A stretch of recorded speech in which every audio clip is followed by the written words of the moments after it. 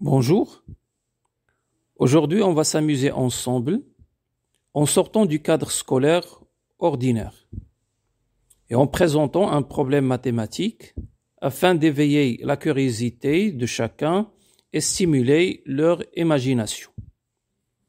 Une personne dispose de 700 dirhams, a acheté un objet avec 300 dirhams, il lui reste 400 dirhams. Après, elle a acheté un autre objet avec 200 dirhams, il lui reste 200 dirhams. Un troisième objet qui coûte 100 dirhams, donc il lui reste 100 dirhams. Un autre objet avec 80 dirhams, donc il lui reste 20 dirhams. Et à la fin, il a acheté un objet avec 20 dirhams. Donc il a dépensé tout, il ne lui reste rien. Si vous faites la somme des objets achetés, vous allez trouver qu'il coûte 700 dirhams au total. Mais si vous faites la somme des dépenses, vous allez trouver que la somme égale 720. Donc il y a 20 dirhams de plus. Notre question, d'où vient le 20 de différence? Ce raisonnement mène à des résultats contradictoires. 720 égale 700. Donc il y a un problème. Donc cette contradiction va nous pousser à construire un nouveau raisonnement qui sera compatible avec la réalité.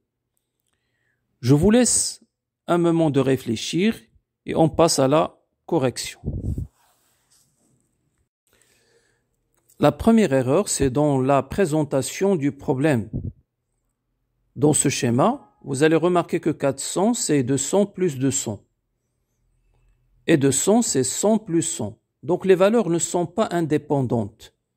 C'est pour cela que la somme des achats est différente de la somme des restes. Donc pour corriger cette situation, il faut d'abord réécrire le problème mathématiquement. Vous disposez de 700 dirhams et vous avez acheté un objet de 300 dirhams, il lui reste 400 dirhams. Donc on va écrire 700 moins 300 égale 400. Ou bien 700 moins 400 égale 300.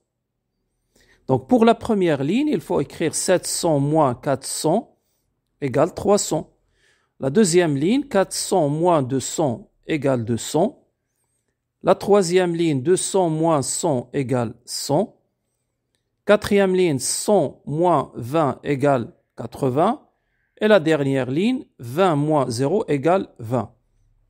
Maintenant, si vous faites la somme de la première colonne, vous allez trouver 700.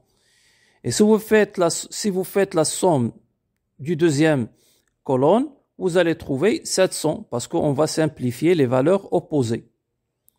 Et comme ça, on a trouvé 700 égale 700. Donc le problème, c'est dans la rédaction et la présentation mathématique du problème.